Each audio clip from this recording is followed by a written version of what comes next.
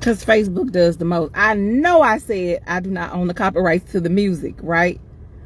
I said I do not own her copyrights to the music. So, messing up my stuff. I ain't got all day to be on here doing this. But either way. So, if you're new to this live, which is the second live, the first live was the intro to what we were doing here and why I'm live at 2:52 in the PM. But it cut my live out because it said I had music in the background, whatever, it was on the radio. Anyway, I came on here to talk about the leg of grief that, like I said, many times I haven't heard spoken about, but I've seen. And so that leg of grief is loss of mobility, loss of finances, loss of a relationship, loss of, loss that's not considered death, or where somebody doesn't die.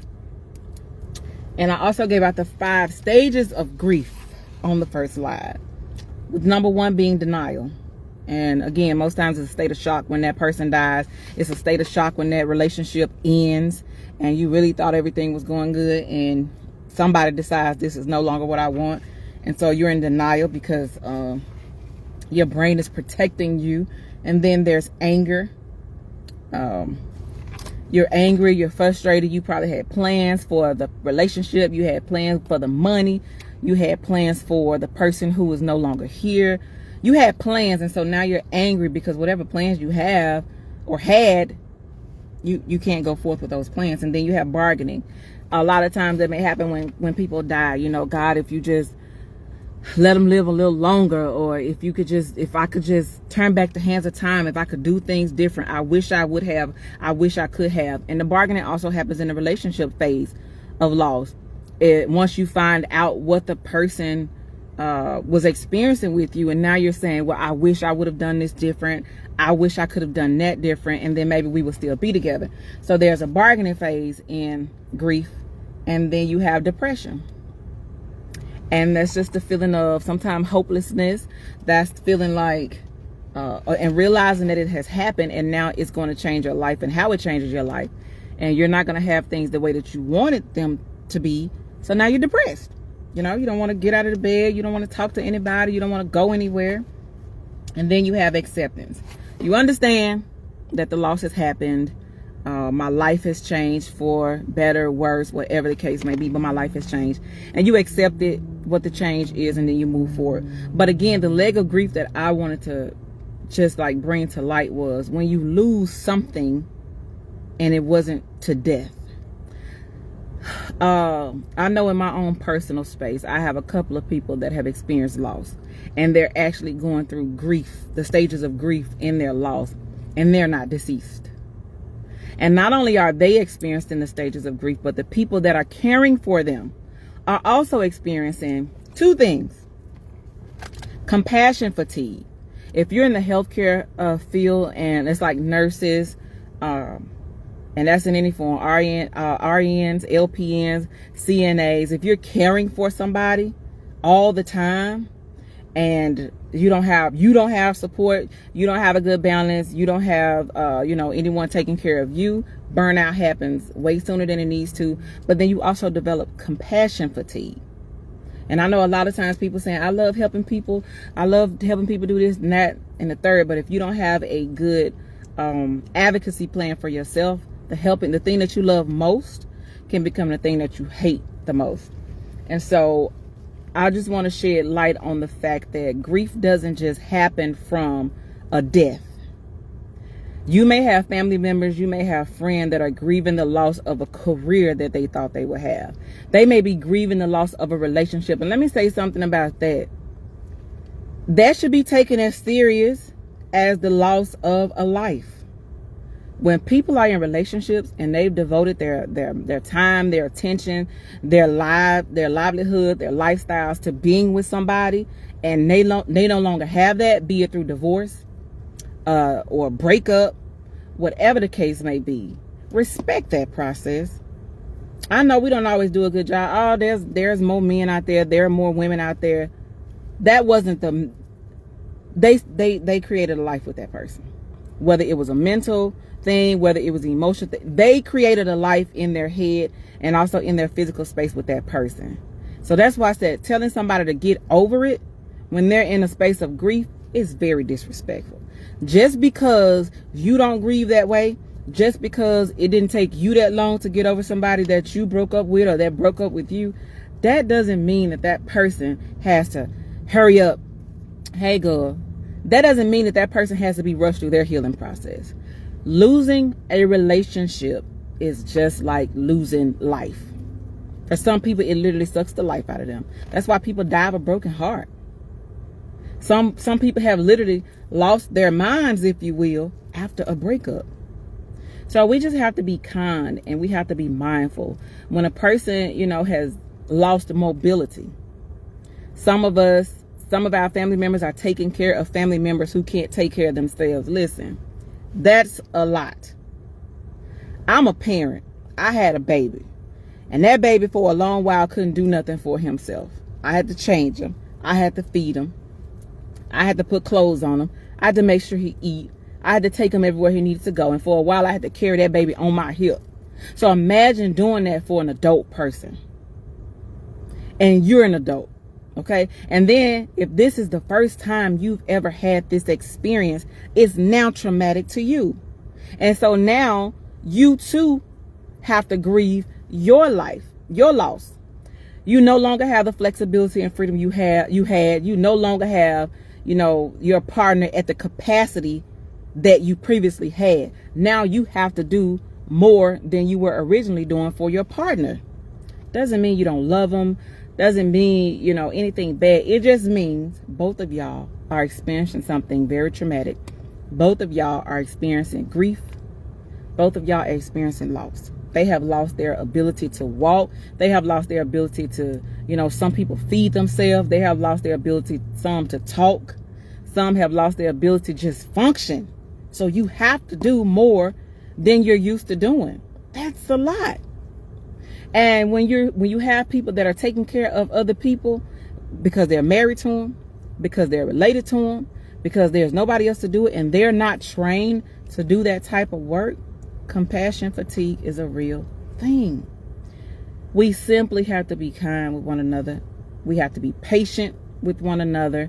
We have to, if you're strong and you're resilient, you have the time, you have the space, you have the energy, you have the resources, physically, mentally, emotionally, financially, otherwise. Help. You shouldn't have one person or two people doing everything. That's just absolutely not fair. And if you can't do it, seek out the resources to help give that person some relief. Loss is not easy. Think about your children when they lose a basketball game and a football game and a baseball game. They went to practice. They have their own talent and skill set. They've been coached. They've probably been punished at practice for, a lot has happened. And to get on the field or on the court and lose that game, it takes something out of you. Yeah, I have another game.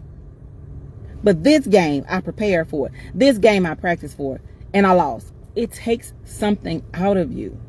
So you had your life set up a certain way. You had a plan. I'll do this tomorrow. When we get 30, when we get 40, when we get old, you don't know how quick your life can and will change. You just don't know. All you know is the moment and the minute that you have now. And so when it comes to grief, one of the biggest things that plague people is I should have. I wish I could have. I wish I would have. I wish I would have said this. I wish I would have said that. I wish we could have done this. Like when a person is deceased, that's it. You can write it in your journal to get it out of your heart and your mind, but relaying that information to them, it doesn't happen. They transition. When people are experiencing grief because their life has changed, that is an opportunity for you to retool the way things happen in your family, to retool the way things happen in your workplace, to retool the way things happen in your relationships. If you watched the live from last Monday, Dre Nicole spoke about how at the beginning, before she even got married to this man, and at the beginning of her marriage, how sick she was. And how this man had to do things for her that, of course, as a woman, as an adult, you wouldn't want somebody doing that for you, but he did it for her. It changes your life when you no longer have the capacity to take care of yourself the way you've always done. And with that comes grief. That's why counseling is a very valuable tool. You've never experienced that. So now you have a new set of emotions that you don't know how to respond to. And your natural response will probably be the negative ones. So now you probably have coping skills where I just isolate myself. I don't talk to nobody. I'll just hold it all in. That's how I do it anyway. That's a negative coping skill. A healthy coping skill that you will learn through counseling: when I'm feeling some type of way, if I'm feeling angry, I allow myself to feel the anger, and then either I go for a walk, a run, I journal, I watch a funny movie, I cry, I call a trusted friend, I reach out to my therapist. Those are all good coping skills. But to isolate yourself, to binge alcohol, to binge marijuana, can you binge marijuana? Whatever you do. To heavily, engage in drugs, to heavily engage in sexual activity, those things aren't healing you. They're only hurting you more. And this is not to condemn anybody or blame anybody, but I'm just alerting you to the fact that these are negative coping skills. Sex is natural. Weed comes from the earth. I don't have nothing real good to say about alcohol, except in the moment you might feel good. But at the end, all of those things can have negative effects on you.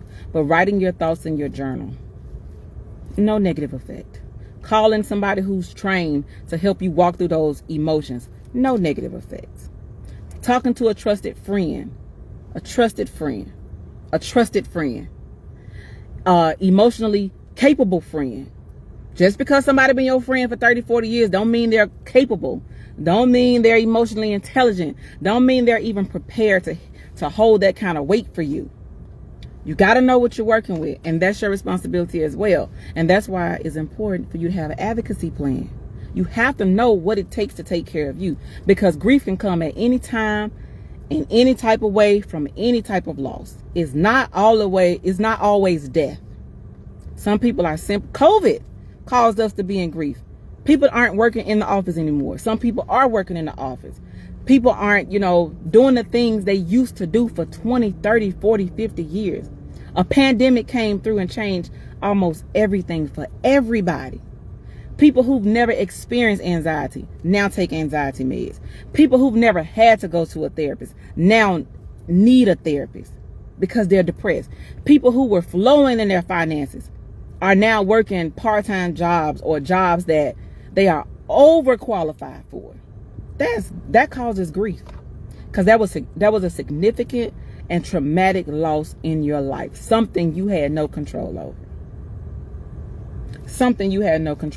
And so people are grieving, and I want us to be able to handle grief well, whether you're the one grieving or you have access to someone that's grieving.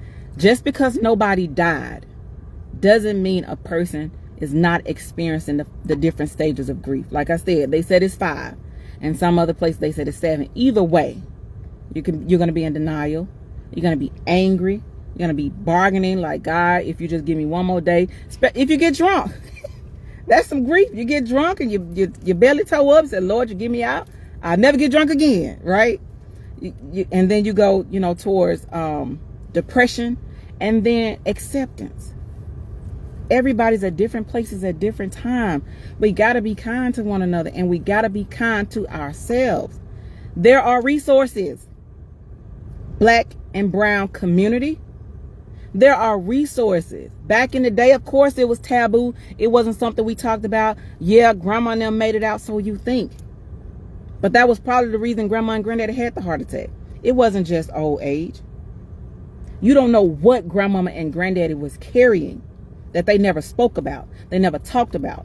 And a lot of these things, again, are generational. If you raised up in a household or in a family where nobody talks about how they feel, then guess what you're going to do? Not talk about how you feel.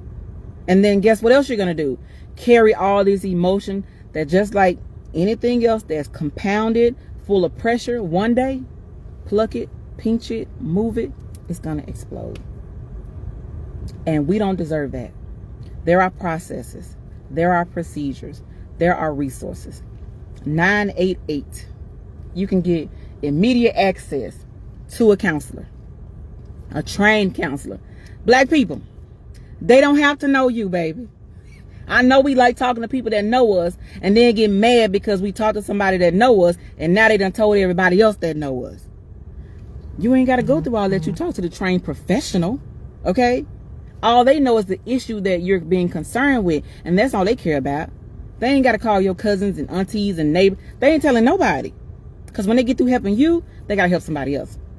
So 988 is an immediate resource. You can call anywhere that you are. You can text if you don't feel like talking. You can text the word talk to 988. If you're in Mississippi, you're in Tennessee, you're in Texas, and any other surrounding state, look at the National Alliance on Mental Illness. It's called NAMI. We have a NAMI San Antonio. There's a NAMI Mississippi. I already looked it up. This place has free resources. Free resources. They have free trainings. They have free workshops. All of that stuff is free for us. If you're paying premiums on your insurance, you have a behavioral health piece onto that. It's free. You're already paying for it. Okay? Grief is a part of life. Loss is a part of life. But the way we go through it, the way we process it, and like I said in one of the posts earlier, grief is going to bring up emotions. It's going to bring up emotions. And the thing about it, you don't have control over when it happens. You could walk in the store and somebody smell like your mama, and your mama been dead for 15 years. And in that store, you crying like a baby. It happens that way. But guess what? If you've been going to therapy, if you've been, advocating for yourself, when it happens in that moment in the store, even though it happened in the store, you know how to help yourself. You know how to help yourself. You even know how to, teach the people around you how to help you. We don't have to be out here drowning and being drugged by our emotions. Our emotions are not our enemy. Failing to manage our emotions is the enemy. Okay? So, I just wanted to make sure, because it was fresh on my brain, and I just got out of this session talking about grief. It was a lady in there, her mom passed. I don't even know if she said how recent it was, but she talked about how it was a trigger, pretty much, that on Mother's Day, people were posting about their mothers. And so she was angry. Of course, she's not angry with the people. She don't even know them. But she's angry at the fact that she doesn't have her mother. That's going to happen. How you navigate that is up to you and the resources you choose to use. Okay? You can feel angry about not having your mother. Anger is a natural, it responds emotion, but you can't go around cussing everybody else out because your mother and father, children, whatever the case may be, is not here. You may have been in an accident that changed your life. You can't walk no more. You can't talk anymore. You can't, whatever it has done to you to change your life. If you still have life, let that be the hope that you live from. You still have life. Let that be the hope that you live from. No, you can't walk again, but Google it. They got wheelchairs, electric wheelchairs. They got all kinds of stuff. I just don't want us to give up hope. Hope is the one thing that we have that's going to keep us getting up every single day. That's going to keep us moving every single day. When you lose hope, it really is the rough side of the mountain. We can and won't go through life without feelings. Just have to learn how not to react. Exactly. Your feelings are not your enemy. You're failing to manage and respond to your feelings. That's the enemy. Okay? That's the enemy. When you feel anger, like Nikki said last Monday, hold on, I'm angry about this. Why am I angry about this? What's happening that's making me feel anger towards this person, this situation, this thing? Baby, walk yourself through that emotion. And what you'll find out at the end probably is you're not angry, you're just afraid. It's fear probably more so than anything. So if anger is the one that you're actually seeing, if you walk yourself through it, then you'll have to find out what you're actually afraid of. That way you're not angry anymore. It's a process. There are resources. that are free. And I keep saying free because I've been in a space where I needed to help. Hey, Maybelle, I've needed the help, but I didn't have the money. And so I thought I couldn't get help because I didn't have the money. So I allowed myself to continue to suffer and continue to suffer and continue to suffer because I didn't have the money. Well, I mentioned that these resources are free because you can eliminate that stress. You don't got to have no money. You just got to have a willing attitude. You just got to have, the desire to want to be better, to go and get those resources for free. That's why I harp on how free these things are. And again, in our community, this is not something that we've always talked about. So we didn't even know that we could go to these places for free. Well, I'm telling you, you can.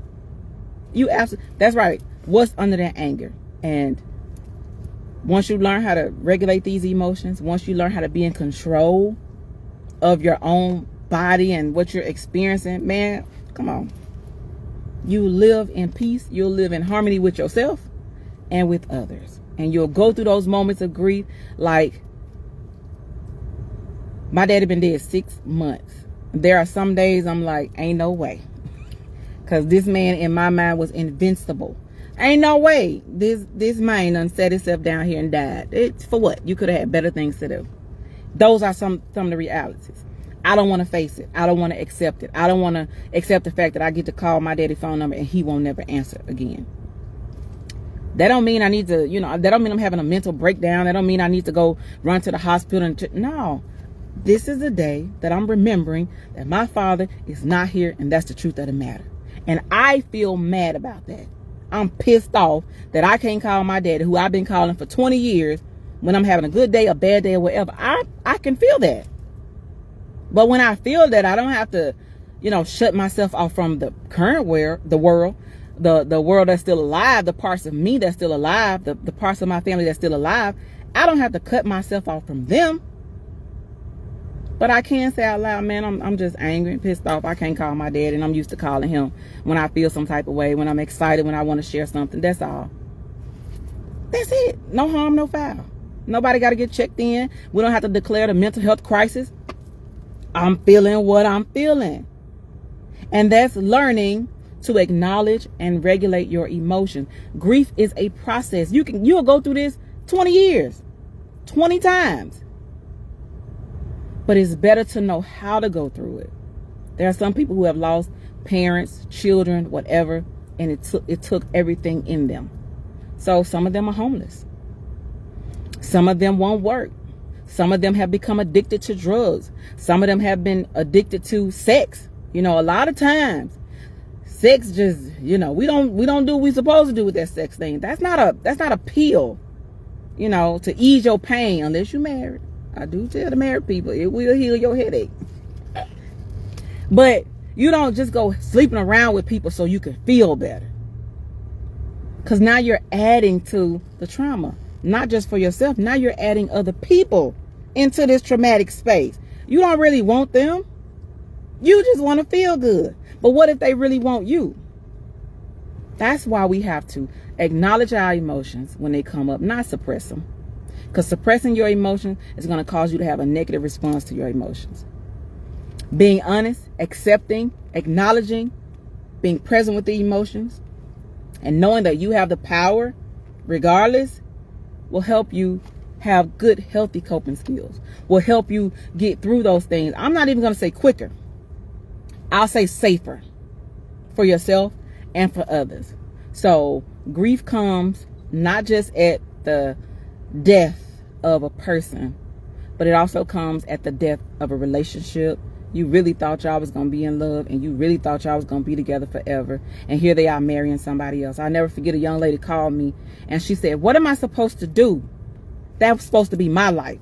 That's supposed to be me. He's marrying somebody else. I listen, baby. I understand. It's tough.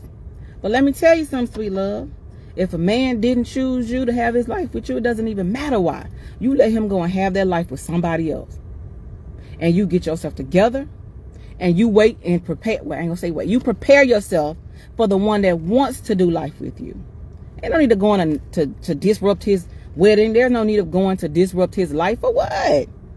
that really in the long run ain't gonna bring you no peace. It's not gonna bring you anything but more grief. When a situation is done, let it go. I've come to the point where I say I have no blessings or curses for this person's life. Go ahead. I release you to go and do what you got to do. I release myself from every attachment I had towards you. That's a part of grief too. We have to learn how to use our words. We have to learn proper terminology. We have to know how to advocate for ourselves. The enemy is whooping us down, and I hate it. He is whooping us down because we won't open our mouth and fight for ourselves. When grief come up on you like that, you got to fight for yourself. There will be moments where you got to do like David and cry and lay out and lament and put on your sackcloth and ashes, because it's devastating. I'm not supposed to have to bury my child that young for some parents. My mom and dad is supposed to be here for a long time for some people. Hey, sugar. Some people are supposed, my parents are supposed to be here till I'm old. My daddy won't never walk me down the aisle to give me to nobody's son. That hurt. Because my whole vision has been, I had 3 daddies that each one of them will walk me to my husband. I've already lost 2. I got to deal, I got to process through that reality. I'm not going to suppress that and just be like, well, no, that pissed me off because I had a plan. Right? I had a plan. But, y'all, I just want us to be well. I'm glad we're talking about mental health. May is Mental Health Awareness Month. I'm glad that my job had this mental health grief, stages of grief segment, because you work around people who are going through stuff you know nothing about. Somebody could have just lost their house. Somebody could have just lost their car. Somebody could have just lost their child. My dad had been dead 6 months. I don't think nobody on my team knows that, because I just got the job. So nobody knows that, right? And so if I do have a moment and do have a day, because I can articulate, and because my supervisor is thebum.com, I can say to him, well, this is what I'm really experiencing. This is what happens. You have to learn how to use your words, and you have to know how to advocate for yourself. Okay? That's all. If you came in late and you wanted to know exactly what this was all about, watch this replay, because the first one, Facebook cut me off talking about the music, and the song in the background that they heard that I said I don't own the rights to was called The Journey by Her. And I'm going to go back and listen to that. It was just divine that it came on when it did. But this life is a journey, man. Enjoy it. Expect something good out of this journey. Expect something good out of this life. Expect something good out of yourself. Like, it's really disrespectful to God that you would be on this planet, on this earth, and feel like you don't have a purpose. Like you're just here for nothing. It was good. The only thing that wasn't good for man was for them to be alone. That was the only thing that wasn't good for man, was for him to be alone. And that ain't just in a love relationship. You need friends. You need community. You need to get to church if you don't have proper community in your personal space. You need people around you that are strong when you are weak. And so in turn, when they become weak and you're strong, you can support each other. When I woke up this morning, that first post I made, families, this is not the time to become enemies. I meant that. This is not the time to become enemies to your family members. They're saying another pandemic is coming. Listen, we got to do this together. Ain't none of us gonna really get out of this thing alive, so we might as well do it together. So you ain't at the funeral crying saying I woulda, coulda, shoulda. I don't even have to woulda, coulda, shoulda with my father.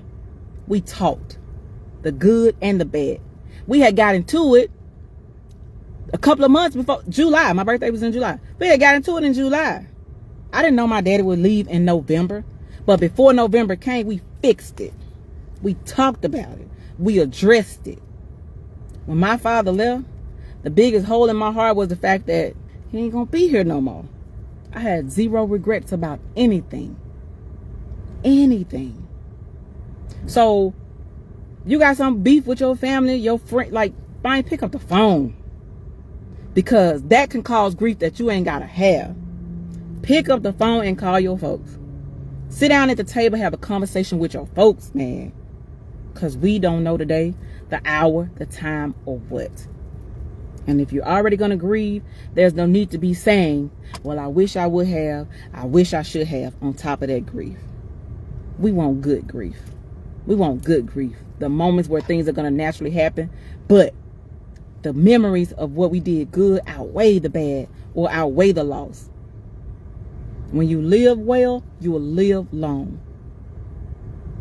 When you live well, you will live long, because long after your death, people will still talk about you in a good way.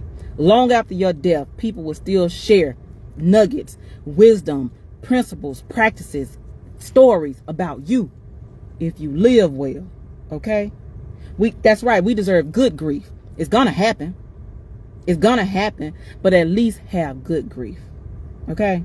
So to those of you whose life has changed, due to traumatic losses of grief, of whatever, be it you lost a job, you lost a family member, you lost finances, you lost mobility in your body, I'm praying for you. I'm praying with you. But please know, if you're still here, you have purpose. If you haven't experienced grief and all is well with you, use that to encourage somebody that has lost. Okay? Good grief, y'all. Go back and watch it all if you need to understand exactly what this was about. But I just wanted to jump on here and share about good grief. And people aren't grieving just because somebody died. Some people are grieving because their life is no longer the same. And they deserve compassion. They deserve kindness. Some people are taking care of people who are no longer able to be mobile. They really deserve compassion. They really deserve kindness. That's a lot. If you can go and sit with your family members and give their, spouses a break, their children a break, please do it. You ain't doing nothing else. Go sit with them. Make them a card. Talk to them. Something. Because one day, it could happen to you. Okay? I'm off the soapbox. I got stuff to do. Green. It's National Mental Health Awareness Month. I love y'all. Take care of yourselves. Take care of each other. Okay? Good grief. Mental Health Monday is coming up. I got a live to do tonight. I got a podcast to do tonight. Shout out to Kenneth Coleman. Okay? I am enough, because I am enough. Took me a long time to believe it. I've been saying it for a while, but it took me a long time to believe that I am enough. Oh, I'm enough. And you are too.